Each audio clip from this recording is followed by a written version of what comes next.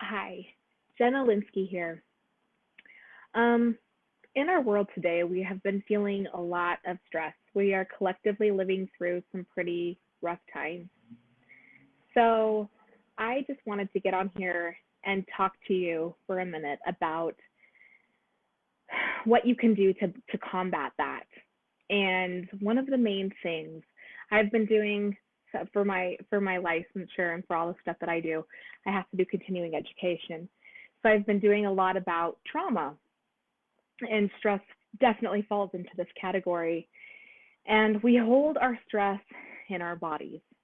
And just for a time point reference, last night was our first political debate for some of these stressful things that we're going through in our world today.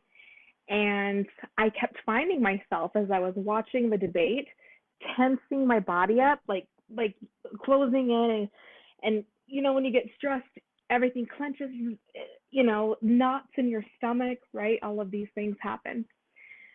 But I remembered some of this training that I've been getting, and it's been awesome. Just the timing is impeccable because I actually learned all of this stuff, 15 years ago, and then again 10 years ago. I mean, like, I've learned it over the time, over these years that I've been a licensed psychotherapist and then now a coach for life after trauma and hardship and stressful events. And we hold our attention in our body. And in order to kind of in the moment when things get hard, I know that I have talked a lot about deep breathing before. Deep breathing is great. So taking in deep breaths and then letting them go. So in the nose, out the mouth. That is really effective, slowly, right? But also the way we hold ourselves.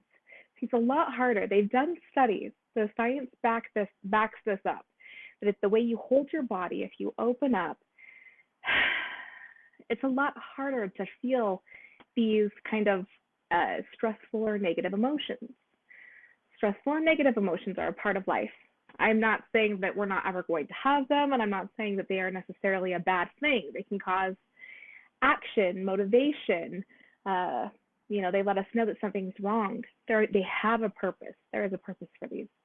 But in these times when you start to feel really out of control, we can't exactly. Yes, we all have the power to go out and vote, and you should.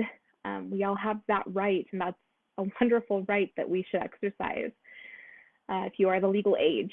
But the other thing is that when we're not in control, we can maneuver our bodies, we can open ourselves up, we can, the studies that I can't remember the researcher, but I can try and look that up, and I'll put it, maybe I'll post it later. But it's a lot harder to feel scared or terror if we have a smile on our face. Now, a forced emotion, this idea of like forced positivity that we see in our world today, I don't love it. I don't think that. I think that there's ways that we can actually change our emotions, manage our emotions. It doesn't have to be forced positivity. Forced positivity doesn't work. But if you're sitting there watching like a political debate on TV and it's just stressing you out, whichever side of the line you're on, that's irrelevant. I mean, we all are very strong in our, but everybody's feeling this.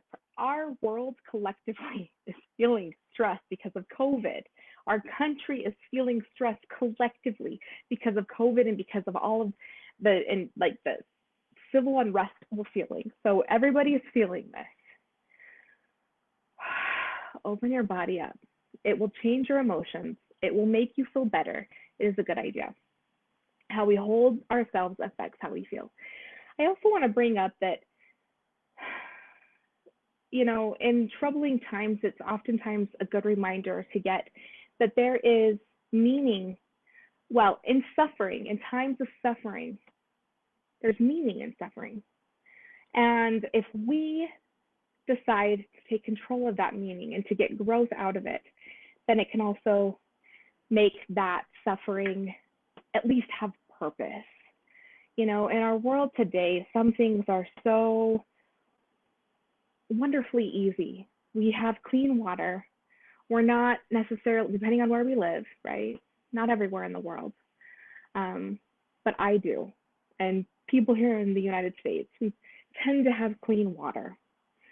We tend to not have to worry about a bear or a tiger or um, some sort of an animal attacking us as we walk outside of our front doors. Like, there's things that have become easier.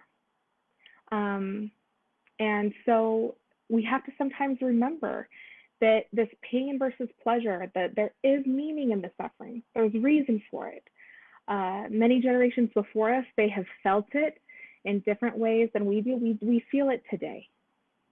But just remember, open yourself up. The way you hold yourself, opening yourself up. Instead of this adds to the stress. This helps the stress. So if you have any questions, comments, I can do follow-up posts, comment on this, and I would love to hear from you. We're all feeling it. So please talk with me, and I will be looking forward to hearing from you. Thank you so much. Have a great day.